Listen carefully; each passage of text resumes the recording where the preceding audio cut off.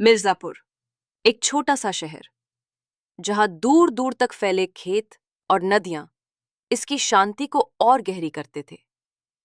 लेकिन इस शांति के पीछे एक गहरा अंधेरा छिपा था, भ्रष्टाचार और सत्ता का दुरुपयोग। इसी शहर में कुछ हफ्ते पहले एक नई डीएसपी काव्या वर्मा की नियुक्ति हुई थी।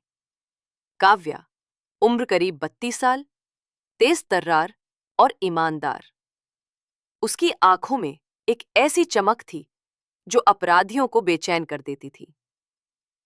उसके लिए मिर्जापुर सिर्फ एक नई पोस्टिंग नहीं थी, बल्कि एक मौका था सिस्टम को सुधारने का और आम लोगों को इंसाफ दिलाने का। एक सुबह जब काव्या अपने दफ्तर में फाइलों के ढेर के बीच बैठी थी, तभी बाहर से हल्की सी हलचल सुनाई दी। उसने खिड़की से देखा, एक अधेड़ उम्र की महिला लक्ष्मीबाई और उसकी जवान बेटी प्रीति डरते डरते दफ्तर के गेट पर खड़ी थी। उनके चेहरों पर थकान, आंखों में आंसू और कपड़ों में गरीबी की सादगी साफ झलक रही थी। काव्या ने अपने पीए को बुलाया, उन दोनों को अंदर भेजो। लक्ष्मीबाई और प्रीति कांपते कदमों से अंदर आईं। काव्या ने उन्हें पानी पिलाया और नरम स्वर में पूछा, बताइए माँ जी, क्या परेशानी है? लक्ष्मीबाई की आंखें छलक पड़ी। उन्होंने बताया कि उनके गांव का एक रसूखदार व्यापारी रमेश मल्होत्रा उनकी छोटी सी जमीन हड़पना चाहता था। वो जमीन उनके परिवार की आखिरी निशानी थी, जिसे उनके पति ने अपनी मेहनत से बनाया था। रमेश ने पहले पैसे का लालच दिया, फिर धमकियां दी। एक रात उसके गुंडों ने लक्ष्मीबाई के घर पर हमला किया और प्रीति के साथ बदतमीजी की कोशिश की। माँ बेटी जैसे तैसे बचकर भागे और स्थानीय थाने पहुंचे, लेकिन वहां के थानेदार इंस्पेक्टर रवि शर्मा ने उनकी शिकायत दर्ज करने से मना कर दिया। उल्टा रमेश मल्होत्रा थाने में आकर उन्हें धमकाता रहा और पुलिस वालों ने उसका साथ दिया। लक्ष्मीबाई ने कांपती आवाज में कहा, मैडम, हमने सुना है कि आप इंसाफ करने वाली अफसर हैं। हमारी आखिरी उम्मीद आप ही हैं।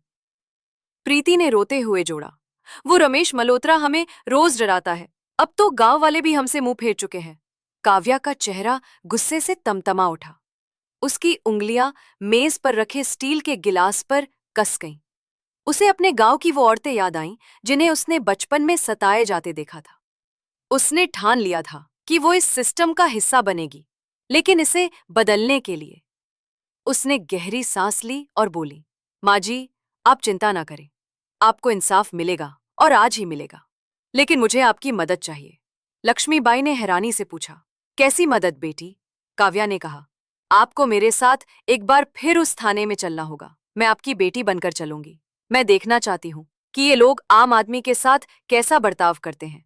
प्रीति ने डरते हुए कहा, मैडम, वो रवि शर्मा हमें मार डालेगा। काव्या ने मुस्कुराकर जवाब दिया, इस बार आप अकेली नहीं होंगी, मैं आपके साथ हूँ। पीए को बुलाया काव्या ने अपने और एक साधारण साड़ी मंगवाई। आधे घंटे बाद वो एक सादी सी हरी साड़ी में थी, बिना मेकअप, बाल खुले और चेहरा ऐसा कि कोई नहीं कह सकता था कि वो मिर्जापुर की डीएसपी है।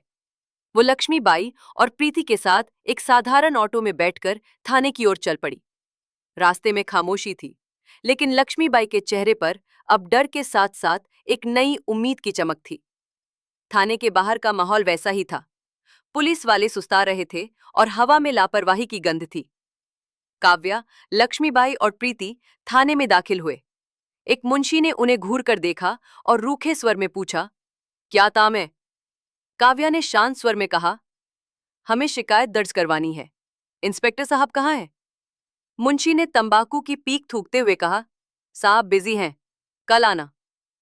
काव्या ने अपनी आवाज में थोड़ा जोर डाला, हमें अभी शिकायत दर्ज करवानी है, इंस्पेक्टर को बुलाइए। मुंशी चौंका, लेकिन उसने अंदर आवाज लगाई। इंस्पेक्टर रवि शर्मा बाहर निकला। उसकी शर्ट का बटन खुला था और चेहरे पर एक घिनौनी मुस्कान थी। उसने लक्ष्मीबाई को देखा और तंज कसते हुए बोला। काव्या ने कोको थाने की ओर चल पड़ी। रास्ते में खामोशी थी, लेकिन लक्ष्मीबाई के चेहरे पर अब डर के साथ साथ एक नई उम्मीद की चमक थी। खाने के बाहर का माहौल वैसा ही था। पुलिस वाले सुस्ता रहे थे और हवा में लापरवाही की गंध थी। काव्या, लक्ष्मीबाई और प्रीति थाने में दाखिल हुए। एक मुंशी ने उन्हें घूर कर देखा और रूखे स्वर में पूछा, क्या काम है? काव्या ने शांत स्वर में कहा, हमें शिकायत दर्ज करवानी है। इंस्पेक्टर साहब कहाँ हैं? मुंशी ने तंबाकू की पीक थूकते हुए कहा, साहब बिजी है, कल आना। काव्या ने अपनी आवाज में थोड़ा जोर डाला, हमें अभी शिकायत दर्ज करवानी है, इंस्पेक्टर तो बुलाइए। मुंशी चौंका, लेकिन उसने अंदर आवाज लगाई। इंस्पेक्टर रवि शर्मा बाहर निकला। उसकी शर्ट का बटन खुला था और चेहरे पर एक घिनौनी मुस्कान थी। उसने लक्ष्मीबाई को देखा और तंज कसते हुए बोला, अरे बुढ़िया, फिर आ गई। मैंने कहा था ना, अपनी शक्ल मत दिखाना। काव्या सामने आई। उसकी आंखों में गुस्सा चमक रहा था। इंस्पेक्टर साहब, आपने इनकी एफआईआर क्यों नहीं लिखी? आपका फर्ज है शिकायत सुनना। शर्मा अभी जोर दर्ज से हंसा। कीजिए, वरना तू ऊपर कौन तक बात होती है मुझे जाएगी। कानून सिखाने वाली? रवि नई वकील बनी है क्या? उसने काव्या का हाथ पकड़कर उसे बाहर धकेलने की कोशिश की। चल, निकल यहां से। और तू बुढ़िया, अगर कल तक जमीन खाली नहीं की तो रमेश भाई जो कह रहे थे वही होगा। ये उसकी सबसे बड़ी गलती थी। जैसे ही रवि शर्मा ने काव्या का हाथ पकड़ा, थाने का माहौल बदल गया। काव्या ने एक झटके से अपना हाथ छुड़ाया और अपनी जेब से आईडी कार्ड निकाला। उसने उसे रवि शर्मा की आंखों के सामने लहराया। कार्ड पर लिखा था, काव्या वर्मा, डीएसपी मिर्जापुर। रवि शर्मा की सांसें थम गईं। उसका चेहरा सफेद पड़ गया और हाथ से पान का डिब्बा गिर पड़ा। काव्या की आवाज थाने में गूंजी, नाम है काव्या वर्मा, इस जिले की डीएसपी। बताओ इंस्पेक्टर, ऐसे मिलता है यहां इंसाफ? थाने में सन्नाटा छा गया। पुलिस वाले जो भी हंस रहे थे अब दीवारों से चिपक गए। काव्या ने मुंशी की ओर देखा। सस्पेंशन ऑर्डर टाइप करो। इंस्पेक्टर रवि शर्मा तत्काल प्रभाव से सस्पेंड किए जाते हैं। फिर उसने बाकी पुलिस वालों को देखा, और तुम सब, आज से तुम्हारी ड्यूटी पुलिस लाइन में होगी। जाओ, वहां अनुशासन सीखो। काव्या ने लक्ष्मीबाई और प्रीति को पास बुलाया। उसने नरम स्वर में कहा, माँ जी, अब आपकी शिकायत दर्ज होगी।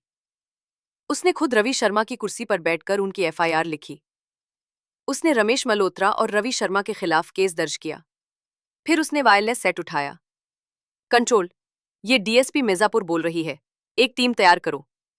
रमेश मल्होत्रा को अगले 1 घंटे में मेरी हिरासत में चाहिए। उस शाम रमेश मल्होत्रा को हथकड़ियों में जकड़ा गया। लक्ष्मीबाई और प्रीति पहली बार चैन की नींद सोई। लेकिन यह कहानी यही खत्म नहीं हुई। मिर्जापुर का अंधेरा रमेश मल्होत्रा तक सीमित नहीं था। इसके पीछे एक बड़ा नाम था, शहर का प्रभावशाली नेता हरिप्रसाद। उसने रमेश जैसे लोगों को पाल रखा था। काव्या की कार्रवाई से उसका साम्राज्य हिल गया। उसने काव्या को हटाने की साजिश रची। हरिप्रसाद ने रवि शर्मा को अस्पताल में भर्ती करवाया और एक झूठी मेडिकल रिपोर्ट बनवाई, जिसमें दिखाया गया कि काव्या की मारपीट से उसकी पसलियां टूटी। पुलिस वालों के फर्जी हल्फनामे जुटाए गए और मीडिया के एक हिस्से को खरीदकर काव्या के खिलाफ खबरें चलवाई गईं। दबाव में काव्या को सस्पेंड कर दिया गया, लेकिन काव्या ने हार नहीं मानी। लक्ष्मीबाई और प्रीति उसका हौसला बन गईं। एक स्थानीय पत्रकार नीलम यादव और काव्या का वफादार कांस्टेबल संजय भी उसके साथ आ गए।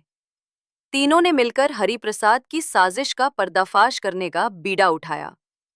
नीलम ने एक स्टिंग ऑपरेशन में अस्पताल के डॉक्टर को रंगे हाथों पकड़ा। संजय ने एक सस्पेंड हवलदार को तोड़ा जिसने सच कबूल किया। और आखिर में नीलम ने हरिप्रसाद के ऑफिस से एक गोपनीय फाइल चुराई, जिसमें उसके काले धंधों का लेखा जोखा था। नीलम ने अपने न्यूज पोर्टल पर ये सबूत दुनिया के सामने रखे। जनता में हंगामा मच गया। सरकार को नई जांच कमेटी बनानी पड़ी। हरिप्रसाद, रमेश मल्होत्रा और रवि शर्मा को गिरफ्तार किया गया। काव्या को न सिर्फ बहाल किया गया, बल्कि उन्हें सम्मान के साथ दोबारा डीएसपी बनाया गया। जिस दिन काव्या ने अपनी वर्दी दोबारा पहनी, मिर्जापुर की सड़कों पर लोग फूलों की मालाएं लेकर उमड़ पड़े। काव्या ने लक्ष्मीबाई और प्रीति को गले लगाया और कहा, ये जीत आपकी है माँ जी, ये सच्चाई की जीत है। उसने एक स्पेशल टास्क फोर्स बनाई, जो शहर में भ्रष्टाचार और माफियागिरी के खिलाफ कार्रवाई करेगी। काव्या की बहाली और हरिप्रसाद की गिरफ्तारी ने मिर्जापुर में एक नई उम्मीद जगा दी थी। लोग अब खुलकर कहने लगे थे कि शायद शहर से डर और अन्याय का राज खत्म हो सकता है। लेकिन काव्या जानती थी कि ये सिर्फ शुरुआत है, असली खेल अभी बाकी है।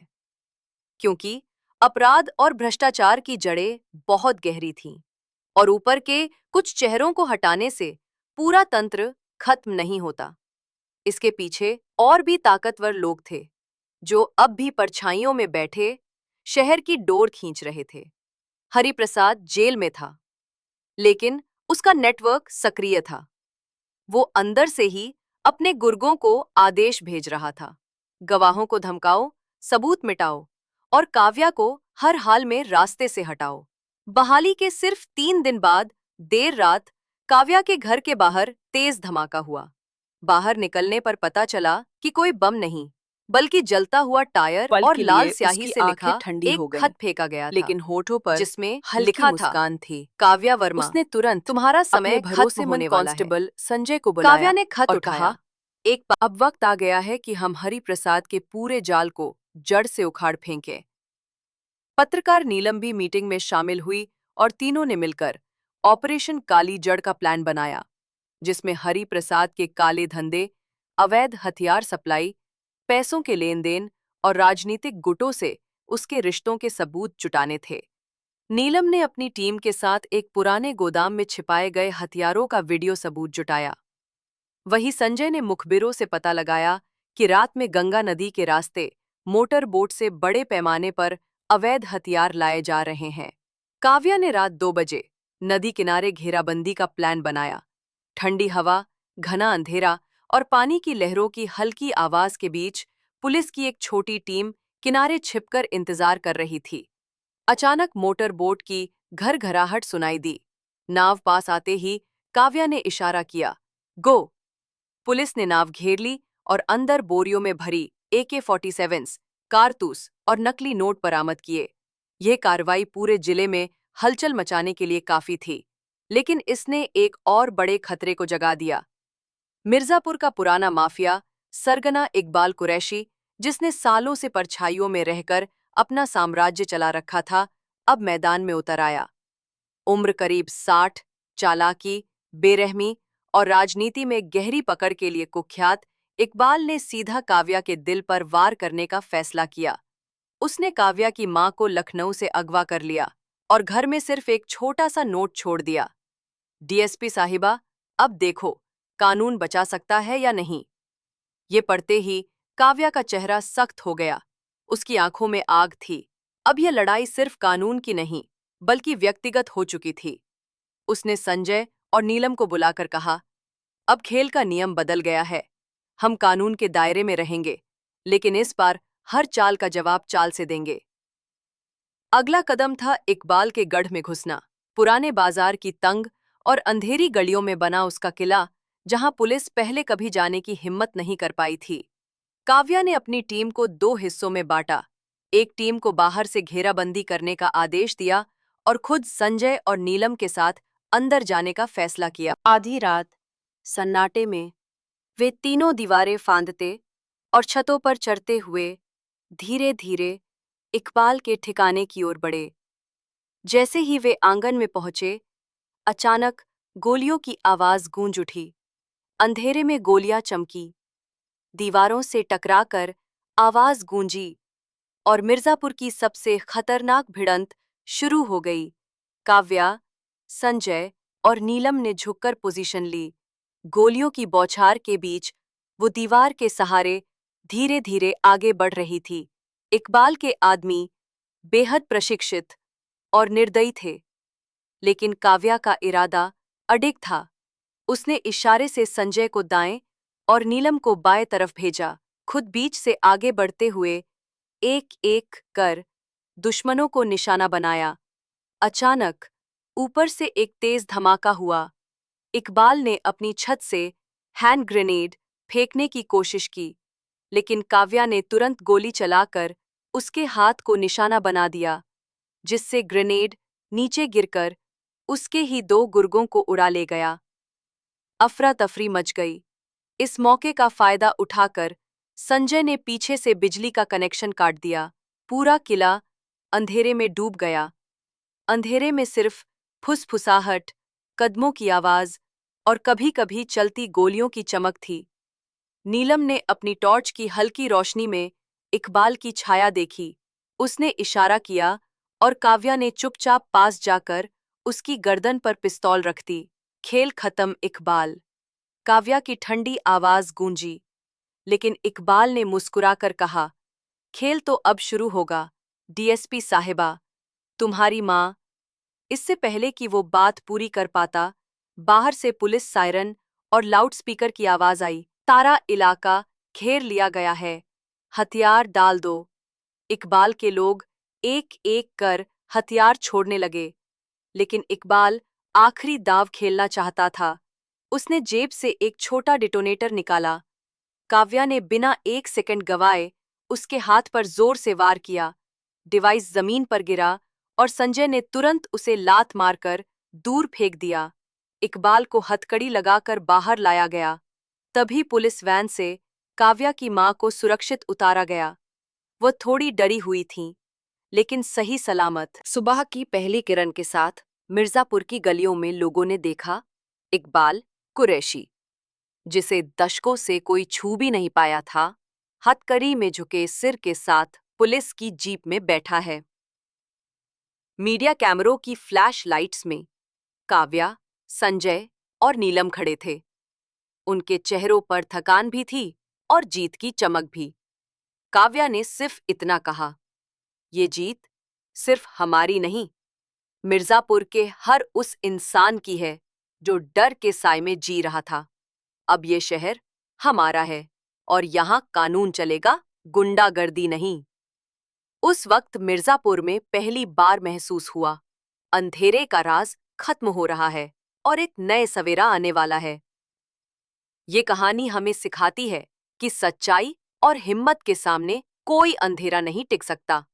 अगर इरादे पक्के हों, तो सिस्टम को भी बदला जा सकता है। तो दोस्तों, अगर आपको ये कहानी पसंद आई, तो इसे लाइक करें और ऐसी ही प्रेरणादायक कहानियों के लिए हमारे चैनल को सब्सक्राइब करें। आपका एक लाइक हमें और बेहतर कहानियां लाने की हिम्मत देता है।